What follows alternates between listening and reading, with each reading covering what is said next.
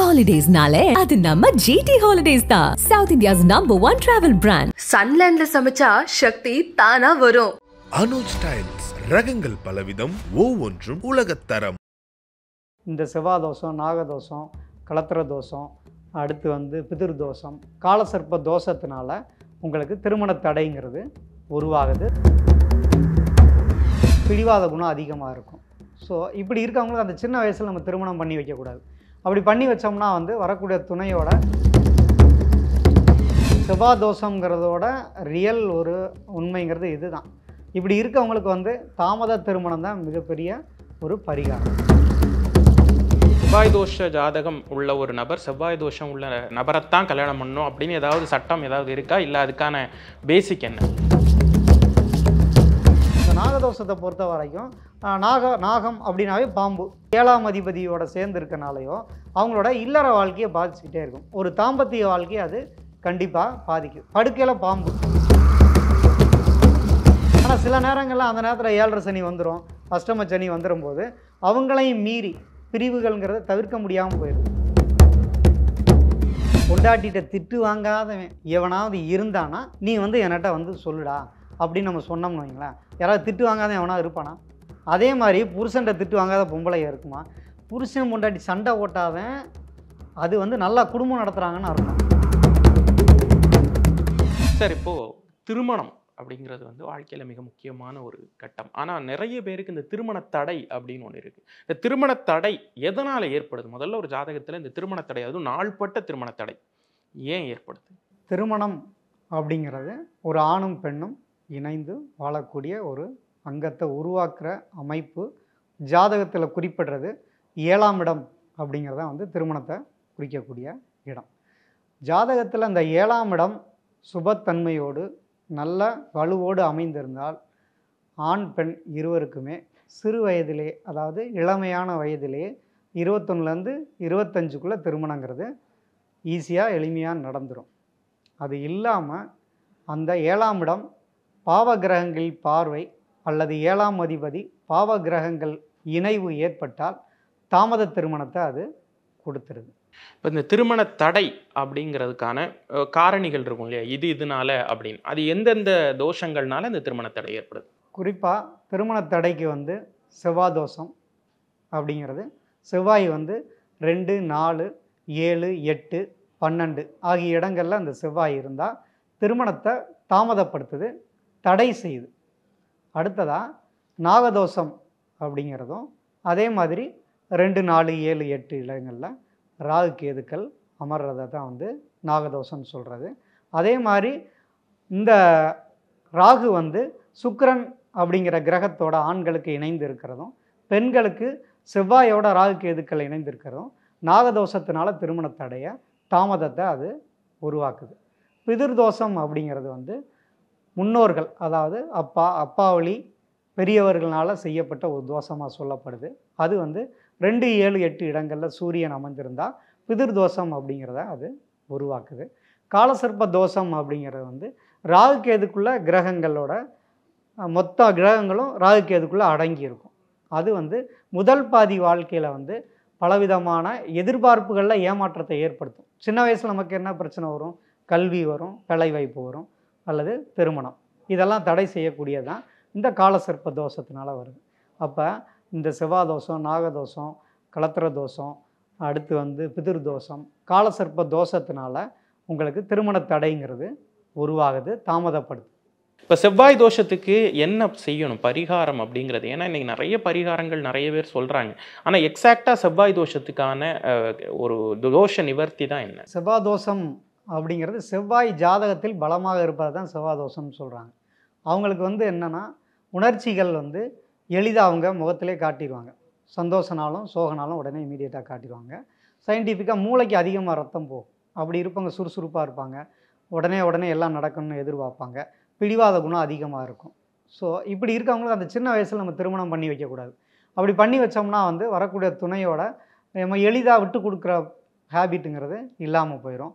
அதனால் அந்த செவ்வாய் தோஷங்கிறதோட ரியல் ஒரு உண்மைங்கிறது இதுதான். இப்படி இருக்கவங்களுக்கு தாமத திருமணம் தான் மிகப்பெரிய ஒரு பரிகாரம்.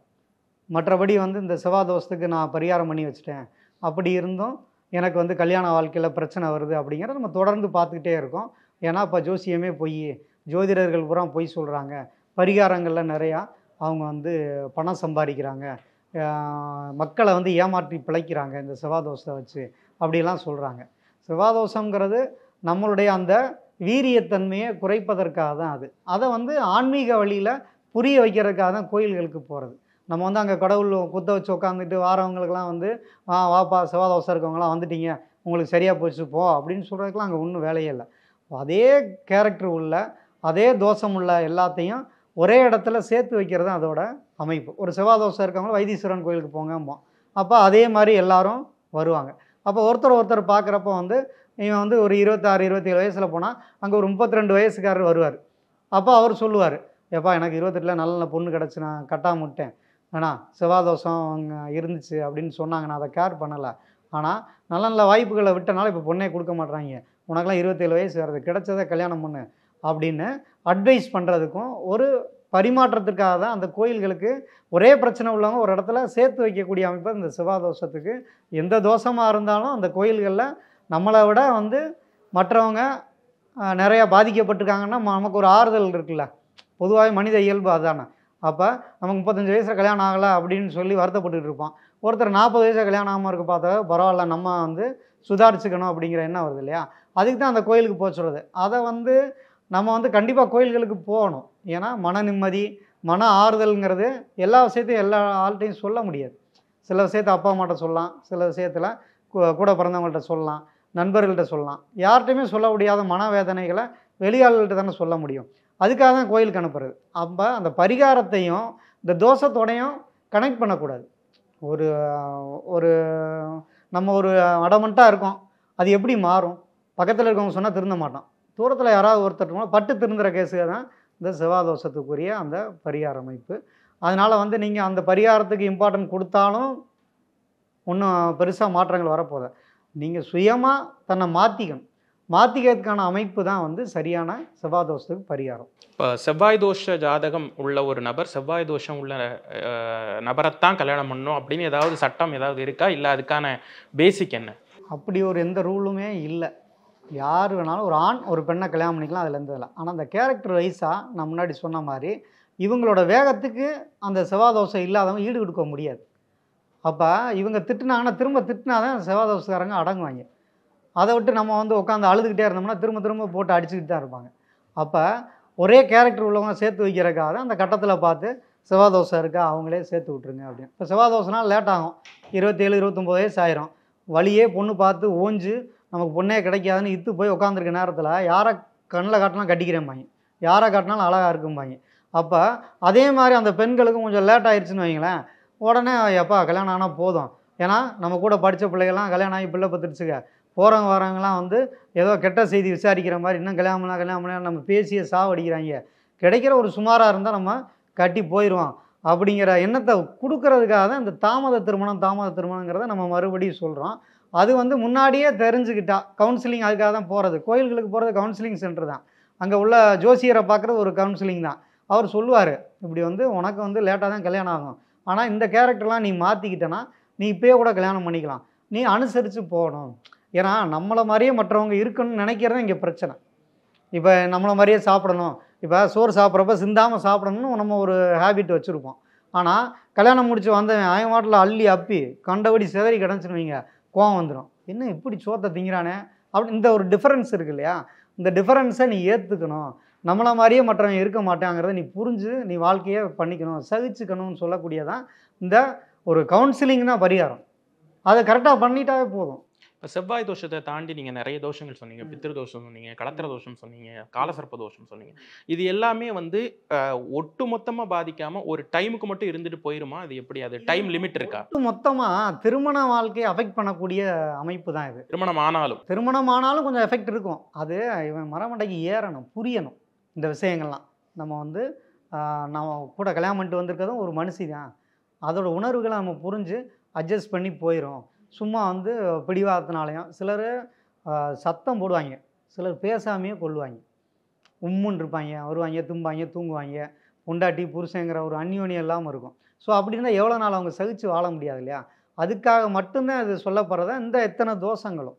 மற்றபடி வந்து செவ்வாய் தோஷங்கிறது வந்து செவ்வாய் ஸ்ட்ராங்காக இருக்காது. அப்போ அந்த செவ்வாய் ஸ்ட்ராங்காக இருக்கவங்களுக்கு என்னன்னு பார்த்தீங்கன்னா, வீடு மனை ஈஸியாக கிடைக்கும். நிலப்புலன்கள் அதிகமாக கிடைக்கக்கூடிய அமைப்பை இந்த செவ்வாய் தோஷத்துக்காரங்களுக்கு கொடுக்கும். அதனால் வந்து யோகமும் அதில் உண்டு. செவ்வாய் தோஷங்கிற வார்த்தை வந்து திருமணத்துக்கு மட்டும்தான். மற்றபடி அது ஒரு யோகம்தான். 45 வயசுக்கு மேலே அவங்களுக்கு பலவிதமான ஒரு வீடு வாகன வசதிகளோட சிறப்பாக வாழக்கூடிய அமைப்பு செவ்வாய் தோஷத்துக்காரங்களுக்கு உண்டு. அதுதான் திருமண வாழ்க்கை மட்டும் நம்ம வந்து சின்ன வயசில் கல்யாணம். ஏன்னா முன்னாடி அந்த காலத்தில் பார்த்தீங்கன்னா அந்த ஜோதிட சாஸ்திரம் இப்போ வந்ததில்லை. அது வந்து பல நூற்றாண்டுகளாக நடந்துகிட்ருக்கு. அப்போ 15 வயசில் கல்யாணம் பண்ணவங்களும் இருக்காங்க, 17 வயசில் கல்யாணம் பண்ணாச்சு. இப்போ நம்ம காலங்களே பார்த்தீங்கன்னா 18லேருந்து 21, 25, இப்போ 27 வரைக்கும் வந்துருச்சு. அப்போ முன்னாடி வந்து 15 வயசில் இருக்கவங்க வந்து 21 வயசில் கல்யாணம் பண்ணிப்பாமா, 21 வயசான்னு கேட்ட காலம்லாம் இருக்குது. அப்போ நம்மளோட மனநிலை எந்த அளவுக்கு மாறுதுங்கிறதான். இப்போ இடைப்பட்ட காலங்களில் கொஞ்சம் குடும்பத்தில் வந்து பெரியவங்க இருந்து அட்வைஸ் பண்ணி அந்த ஒரு சண்டை குடும்பத்தில் வாரப்பெல்லாம் வந்து இப்படி தான் என் புருஷன் அடித்தான். இப்போ வட்டிமன்ற பேச்சு பேசுகிறவங்கள பார்த்தீங்களா, எப்போ பார்த்தாலும் வந்து அந்த மனைவியை இழுத்து இழுத்து பேசுவாங்க. வீட்டில் நான் இப்போ தான் திட்டு வாங்கிட்டு வந்தேன், அப்படி வந்தேன் இப்படி வந்தேன்னு சொல்லுவாங்க. அங்கே நடந்திருக்குமானா அப்படியெல்லாம் நடக்காது. இப்போ என்ன எதிர்பார்த்து வாராங்கன்னா, எனக்கு ஒரு கடன் இருக்குது அடைக்கணும், அதனால தான் கல்யாணம் தாமதமாக போகுது அப்படின்னு கேட்டு வராங்க. ஸோ அப்போ அவங்களுக்கு முதல்ல வந்து இந்த குடும்ப பாரமும் சுமை தான், கடன் சுமை தான் வந்து அவங்கள நிறைய பேருக்கு நீங்கள் பார்த்தீங்கன்னா அதற்காகவே திருமணம் தள்ளி போகும். அப்படி ஒரு சூழ்நிலையெல்லாம் கொடுக்குறதா வந்து இந்த மற்ற கிரகங்கள் வந்து எந்தெந்த இடத்துல இருக்கோ அதை அஃபெக்ட் பண்ணுது. இப்போ 10ஆம் இடத்துல இருக்குன்னா அவங்களுக்கு வந்து 2, 10ல் வந்து ராகு கேதுக்கள் இருந்தால் வருமான தடையை கொடுத்துருது. அதன் மூலம் அது திருமண வாழ்க்கையை பாதிக்குது. அப்போ குடும்பத்து மேலே ஒரு பக்கம் பற்று பாசத்தை அது கொடுக்குது. இந்த சுயநலவாதிகள் தான் வந்து டக்கு டக்குன்னு கல்யாணம் பண்ணி முன்னேறி போய்கிட்டே இருப்பாங்க நீங்கள் பார்த்தீங்கன்னா. ஆனால் இந்த கிரக இணைவுகள் என்னன்னா வந்து தோஷம் அப்படிங்கிறது வந்து என்னென்னா சென்டிமெண்ட் இடியட்டாக இருப்பாங்க. ஏதாவது ஒரு விதத்தில் அம்மாவுக்கு அடிமையாக இருப்பாங்க, மனைவிக்கு அடிமையாக இருப்பாங்க, கூட பிறந்தவங்களுக்கு அடிமையாக இருப்பாங்க. அப்பா அப்படி குடும்பத்தை பார்க்க மாட்டுறாரு.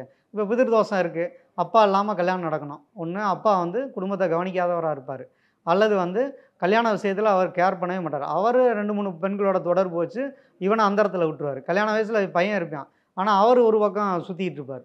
அப்போ அதனாலே ஒரு கல்யாண வாழ்க்கை பாதிக்கும். இல்லாட்டி சிலர் இறந்து போயிடுவாங்க. ஏன்னா ஒரு இழப்புங்கிறது வந்து அவங்களோட திருமண வாழ்க்கையை தான் அது பாதிக்கும். பொதுவாக பார்த்தீங்கன்னா சிங்கிள் பேரண்ட் அப்படிங்கிறது வந்து அவங்க வந்து சிங்கிள் பேரண்ட்டால் வளர்க்கப்படக்கூடிய பிள்ளைகள் வந்து என்னென்னா ஒரு மென்டலாகவே அவங்க வந்து ஒரு செக்யூரிட்டி இல்லாமே இருப்பாங்க. ஏன்னா அவங்க அம்மா அவங்க அப்பா வந்து சிங்கிள் பேரண்ட்டாக இருக்காங்க அப்படின்னா அவங்களுக்கு அந்த துணை சரியில்லை, டைவர்ஸ் ஆயிடுச்சு, அப்போ நமக்கு வரக்கூடியவங்களும் இப்படி தான் இருப்பாங்க, நம்ம வந்து அவங்கள கண்ட்ரோலில் வச்சுக்கணும் அப்படின்னு ஒரு பொசசிவ்னஸ்ங்கிற பேரில் வாரவங்களை வந்து டார்ச்சர் பண்ணுவாங்க. அப்போ இந்த சைக்காலஜிக்கல் பிரச்சனையை வந்து அந்த சிங்கிள் பேரண்ட்டாக இருக்கவங்க என்ன பண்ணுவாங்க, நீயும் போயிட்டேன்னா என்னை யார் பார்த்துக்கிறதுன்னு சொல்லி பிள்ளைகளை துணத்திக்கிட்டே இருப்பாங்க. நிறைய குடும்பங்களில் பார்த்தீங்கன்னா கல்யாணம் பண்ணி கொடுத்துட்டு எனக்கு யார் இல்லை, நீயும் போயிட்டேன்னு சொல்லி அந்த குடும்ப வாழ்க்கையை கெடுத்து போடுவாங்க பேரண்ட்ஸே. அப்போ இந்த சிங்கிள் பேரண்ட்டாக இருக்கிறவங்கள கல்யாணம் பண்ணுறதுல உள்ள பிரச்சனைக்கும் இந்த பிதிர் தோஷம் காரணமாக இருக்குது. ஏன்னா அந்த சூரியன்கிற கிரகம் வந்து அப்பா அம்மாவை வாழ விடாமல் செஞ்சிருது. அது இவங்க வாழ்க்கையை அது பாதிக்குது இந்த பிதிர் தோஷத்தினால. அதே மாதிரி வந்து நாகதோஷம் இருக்குது. இந்த நாகதோஷத்தை பொறுத்த வரைக்கும் நாகம் அப்படின்னாவே பாம்பு. அப்போ அது இந்த சுக்கிரனுடையோ செவ்வாயோடையோ களத்திர கிரகங்களோட இணைந்திருப்பதாலோ அல்லது 7ஆம் அதிபதியோட சேர்ந்து இருக்கனாலேயோ அவங்களோட இல்லற வாழ்க்கையை பாதிச்சுக்கிட்டே இருக்கும். ஒரு தாம்பத்திய வாழ்க்கையை அது கண்டிப்பாக பாதிக்குது. படுக்கையில் பாம்பு, ஒரு படுக்கையில் பாம்பு பொறுத்துச்சுன்னா சந்தோஷமாக இருக்க முடியுமா? ஒன்று 2 பேருக்குமே உடம்பு முடியாமல் போயிடும், இல்லைனா 2 பேரும் சண்டை போட்டுக்குவாங்க நைட் ஆனால், இல்லைனா வந்து வேலை விஷயமாக பிரிஞ்சுருப்பாங்க, வெளிநாட்டில் போய் இருப்பாங்க. அப்புறம் எப்படி அங்கே தாம்பத்தியங்கிறது நல்ல முறையில் இருக்கும்? சில சொல்லுவாங்க நாங்கள் நல்லா தாங்க இருக்கோம், எங்களுக்கு நாகதோஷம் பாதிக்கலைங்க. அப்படின்னா அவங்க வீட்டுக்காரர் எங்கே இருக்காருன்னா வந்து பம்பாயில் இருக்கார், இல்லாட்டி வெளிநாட்டில் இருக்காரும்பாங்க. அப்போ பிரிவு தான். அப்போ இந்த தோஷத்தை வந்து நம்ம என்ன மாதிரியெல்லாம் மாற்றிக்கலாம் அப்படிங்கிறதுக்காக தான் நம்ம ஜாதகம் பார்க்குறது. சும்மா வந்து எனக்கு உடம்பு முடியலைன்னு வீட்டிலே படுத்துக்கிட்டு இருக்கிறது அர்த்தம் இல்லை. ஒரு டாக்டரை பார்க்குறோம்ல, அது மாதிரியான ஒரு அமைப்பு தான் இந்த தோஷங்களோட பாதிப்புகள் கண்டிப்பாக கொடுக்க தான் செய்யுது.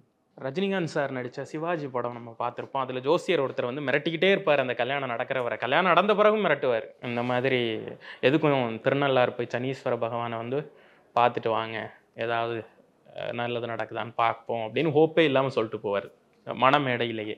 ஸோ அந்த அளவுக்கு திருமணத்திற்கு பிறகும் இந்த மாதிரியான தோஷங்கள் வந்து மன வாழ்வை பாதிக்குமா? அதுக்கு அந்த போக்கு எப்படி நம்ம எடுத்துக்கலாம்? அப்போ ஜாதகத்தில் 7ஆம் இடம் பாதிக்கப்பட்டாலே திருமண வாழ்க்கைங்கிறது பாதிப்பு உண்டு. இந்த செவ்வாய் நாகதோஷம், களத்திர தோஷம், காலசர்ப்ப தோஷம், பிதிர் தோஷம் இருந்தாவே அந்த திருமண வாழ்க்கையில் ஏதோ ஒரு ஸ்ட்ரகிள் இருக்குங்கிறத நம்ம முன்னாடியே குறிப்பிட்டோம். அப்போ தாமதமாக திருமணம் பண்ணுறோம். அது சொன்ன கோயில்களுக்கெல்லாம் போய் பரிகாரங்கள்லாம் பண்ணிட்டு வந்து தான் குடும்ப வாழ்க்கையை ஸ்டார்ட் பண்ணுறாங்க. சில 29ல் கல்யாணம் பண்ணுறாங்க, 31லையும் கல்யாணம் பண்ணுறாங்க. அப்போ அதன் பிறகு டைவர்ஸுங்கிறது வந்துடுது. அதை தவிர்க்க முடியலை. அப்படின்னு பார்த்தீங்கன்னா அந்த களத்திர தோஷம் அப்படிங்கிறது வந்து 7ஆம் இடம் பாதிக்கப்படுறது. கூடுதலாக 11ஆம் இடம் சொல்லக்கூடிய இளையதாரஸ்தானம் வலுப்பட்டுருச்சு அப்படின்னா அவங்களுக்கு மட்டும் அந்த துணையோட பிரிவை அது கொடுத்துருது. அதற்கு அடிப்படை காரணமாக வந்து அந்த தசாபுத்திகளும் வரணும். ஏன்னா திருமணத்தை தடுக்கக்கூடிய 2ஆம் தாரத்துக்கு கொடுக்கக்கூடிய ஒரு அமைப்புக்குரிய அந்த திசாபுத்திகள் வரும் பொழுது அவங்கள மீறியும் டைவர்ஸுங்கிறது நடந்துருது. இப்போ நீங்கள் நிறையா இதில் வந்து இப்போ நிகழ்ச்சிகள்லாம் பார்க்குறீங்க, நிறைய பேரை சந்திக்கும் போது சொல்கிறாங்க, எங்கள் முதல் திருமணம் வந்து எனக்கு பாதிச்சிருச்சு, டைவர்ஸ் வாங்கிட்டு வந்த பிறகு தான் என் புருஷன் நல்லவர்னு எனக்கு தெரிஞ்சு, நான் அவரோட ஏன் சண்டை போட்டேனே எனக்கு புரியலை, ஆனால் அவரோட அன்பு எனக்கு எப்பயுமே வந்து பிடிக்கும், ஆனாலும் இது தவிர்க்க முடியலை, ஏன்னே தெரியலை அப்படிங்கிறதுக்கு அந்த தசாபுத்திகள் முக்கிய காரணமாக இருக்குது. தசாபுத்திகள் சரியில்லாத நேரத்தை ஜோதிடரை பார்த்து திடீர்னு புருஷன் முன்னாடிக்குள்ளே சண்டை வருது அப்படின்னா நம்ம உடனே வந்து ஜோதிடரை பார்த்து ஒரு சைக்காலஜிக்கல் ட்ரீட்மெண்ட் எடுத்து உங்கள் வீட்டுக்காரர் இப்படி தான் இருக்கார், இந்த டயத்துக்கு மேலே அவர் மாறிடுவார், அதுக்கு நீங்கள் உங்களை தயார்படுத்திக்கங்க அப்படின்னு நம்ம சொல்கிறத அவங்க கேட்கணும், ஒவே பண்ணணும். ஆனால் சில நேரங்களில் அந்த நேரத்தில் 7.5 சனி வந்துடும், அஷ்டம சனி வந்துடும் போது அவங்களையும் மீறி பிரிவுகள்ங்கிறத தவிர்க்க முடியாமல் போயிடுது. ஏன்னா பிரிவுகளை உருவாக்கணுங்கிற அமைப்பு இருந்துச்சுன்னா, ஏன்னா பிடிச்சா ஒன்று பேசலாம், பிடிக்கலன்னா ஒன்று பேசுவோம். அது நம்ம வாழ்க்கையில் உண்டு. ஒருத்தரை பிடிக்குதுன்னா அவருக்கு என்ன தான் கெட்டவன, ஒரு திருடனுக்கு கூட பொண்டாட்டி இருக்குது பார்த்தீங்களா, கொலைகாரனுக்கு பொண்டாட்டி இருப்பாங்க, அவங்க மேலே பாசமாக இருப்பாங்க. அப்போ அதையே சகிச்சு வாழக்கூடிய மனைவி இருக்கும் பொழுது ஒரு வார்த்தை கோபத்தில் திட்டாரு அப்படிங்கிறதுக்காக அவர் எப்படி என்னை திட்டலாம், திட்டுறதுங்கிறது ஒரு வார்த்தை, அதை வந்து ஒரு பெருசாக அப்படியே டெவலப் பண்ணி கோபத்தில் பேசுகிற வார்த்தைகளை நம்ம வந்து அதை ஏன் சொன்னேன்னு நம்ம கேட்டு குத்தி ரணமாக்கி கடைசியில் அது பிரிவாக தான் நிறையா குடும்பங்களில் அது உருவாகுது. அதை சொல்கிறதுக்கு வந்து பெரியவங்க இன்றைக்கி இல்லை, உனக்கு பிடிக்கல விலகி வந்துருன்றாங்க. அது வந்து அடுத்தடுத்த திருமண வாழ்க்கையை தான் அது உருவாக்குது. அங்கேயும் அவங்களால நிம்மதியாக இருக்க முடியாது. அது தெரியாத பேய கட்டுறதுக்கு தெரிஞ்ச பிசாசை கட்டலாம்னு சொல்லுவாங்க. அப்போ நம்ம யாரோ ஒருத்தரை இன்னொருத்தரை கல்யாணம் பண்ணி அவனோட லோல் படுறதுக்கு அதுக்கு வந்து இவனையே சரி பண்ணி நீ வாழ்ந்துக்கமான்னு சொல்லக்கூடியதான் அந்த பரிகார மெத்தடில் அவங்க சொல்லுவாங்க. பொதுவாக வந்து இந்த டைவர்ஸை வந்து தவிர்க்கிறோம் அப்படின்னா முதல்ல வந்து நம்ம குடும்பத்தில் தான் சண்டை நடக்குது, நம்ம புருஷன் தான் நம்மளை திட்டுறாங்க, நம்ம பொண்டாட்டி தான் திட்டுறாங்க, நம்மளை புரிஞ்சிக்கவே இல்லை அப்படிங்கிறத முதல்ல மாற்றணும். இப்போ நமக்கு வந்து என்னைய திட்டுறாங்க, அப்போ வந்து என் பொண்டாட்டி ரொம்ப கொடுமைக்காரியாக இருக்காங்க அப்படின்னு சொன்னால் நம்ம என்ன சொல்லணும்னா, இந்த தெருவில் நீ போ, ஏன்னா பொண்டாட்டிகிட்ட திட்டு வாங்காதவன் எவனாவது இருந்தானா நீ வந்து என்கிட்ட வந்து சொல்லுடா அப்படின்னு நம்ம சொன்னோம்னு வைங்களேன், யாராவது திட்டு வாங்காத எவனாவது இருப்பானா? அதே மாதிரி புருஷன்கிட்ட திட்டு வாங்காத பொம்பளையா இருக்குமா? புருஷன் பொண்டாட்டி சண்டை ஓட்டாதன் அது வந்து நல்லா குடும்பம் நடத்துகிறாங்கன்னு அர்த்தம். எனக்கு என்னன்னு மந்துன்னு இருக்காங்கன்னு வைங்க, ஏன்னா வருவேன் திம்பேன் ஒரு பக்கம் போய் படுத்துக்கிறேன், பொண்டாட்டியை பார்த்தீங்கன்னா நல்லா இருக்கீங்களா, சாப்பிட்டீங்களா, நீங்கள் உங்கள் வேலையை பாருங்கள் நான் என் வேலையை பார்க்குறேங்கிறதுக்கு பேர் திருமண பந்தமா? ஏதோ ஒரு கருத்து வேறுபாடுகள், கருத்து மோதல்கள், அதிலிருந்து ஒரு அந்யோன்யங்கிறது பிறக்குங்கிறத நம்ம அதில் அழகான பல இலக்கியங்கள், இலக்கணம் எல்லாமே நீங்கள் ஏன் படிக்க சொல்கிறாங்க, ஏன் மந்திரங்களை உச்சரிக்க சொல்கிறாங்கன்னா, இந்த தமிழ் மொழிங்கிறது வந்து உங்களுக்கு வந்து அது வந்து சமஸ்கிருதம்ங்கிறது வந்து அந்த மொழியை, தமிழ் மொழியை அவங்க வந்து சமைத்த மொழி தான் வந்து, கிருதம்னா மொழி, அப்போ சமைத்த மொழி தான் வந்து சமஸ்கிருதம். இது வந்து இது ஒரு தனி லாங்குவேஜ், அதனால் அதில் தான் மந்திரங்கள் இருக்கும் நீங்கள் பார்த்தீங்கன்னா சமஸ்கிருதத்தில் தான். அப்போ இந்த சமைத்த மொழிகளில் ஒரு அந்த தியரம் வச்சுருக்காங்க, இந்த தியரத்தை இந்தந்த நேரத்தில் நீங்கள் பயன்படுத்திக்கங்க அப்படின்னு சொல்லி தான் அதை வச்சுருக்காங்க. நம்ம எப்படி வந்து மொபைலுக்குன்னு ஒன்று இருக்கு இல்லையா, சர்க்கியூட் இருக்குது, அதுக்குன்னு ஒரு லாங்குவேஜ் இருக்குது, கம்ப்யூட்டரில் ஒரு லாங்குவேஜ் இருக்குது, நம்ம லாங்குவேஜ் வேறு.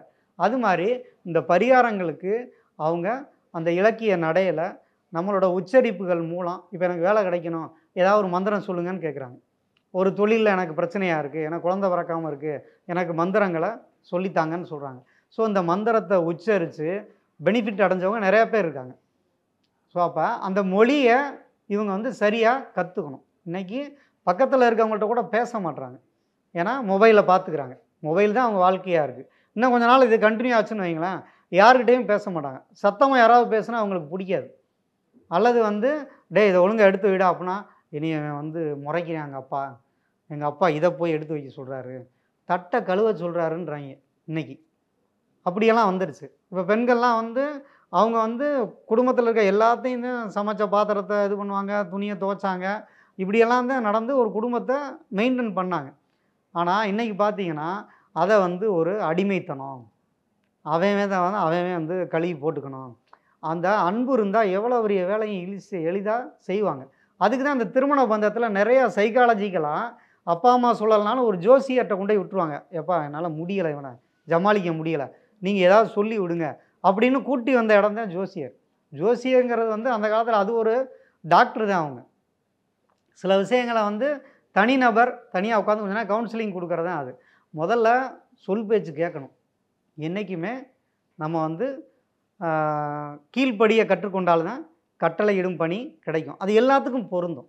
அப்பா அம்மாவுக்கு கீழ்ப்படிஞ்சாதான் உன்னால் குடும்பமே நடத்த முடியும். அப்போ அந்த பேசிக்கை நம்ம இந்த ஜோதிடர்கள்ட்டையும் இந்த சமஸ்கிருத வார்த்தைகளான மந்திரங்கள்லையும் நம்ம மனநிலையை மூளையை டியூன் பண்ணிக்கலாம். அப்போ ஒன்று இந்த பரிகாரத்தை நம்ம புரிஞ்சு ஏற்றுட்டு செய்யணும். அல்லது வந்து ஏதோ பெரியவங்க சொல்கிறாங்க அதை நம்ம ஃபாலோ பண்ணுவோன்னு ஃபாலோ பண்ணிடணும். இதெல்லாம் ஒரு முட்டாள்தனமானது. பகுத்தறிவு பேசணும்னு வைங்க, நம்ம குடும்ப கஷ்டம், குடும்பம் நடத்துறதுக்கு நம்ம திணறக்கூடிய சூழ்நிலைகளை உருவாக்கும். அதனால் இந்த பரிகாரத்தை ஏதாவது ஒரு வகையில் பண்ணிக்கிட்டாங்கன்னா குடும்ப வாழ்க்கைங்கிறது இந்த தோஷங்கள்லேருந்து விடுபட்டு சுகமாக வாழலாம். திருமண தோஷங்கள் குறித்து நிறைய விஷயங்கள் எங்களோட பகிர்ந்துக்கிட்டீங்க. ரொம்ப நன்றி. நன்றி. ஹாலிடேஸ்னாலே அது நம்ம ஜிடி ஹாலிடேஸ் தான். South India's #1 travel brand. சன்லேண்ட்ல சமைச்சா சக்தி தானா வரும். அனுஜ் ஸ்டைல்ஸ் ரகங்கள் பலவிதம், ஒவ்வொன்றும் உலகத்தரம்.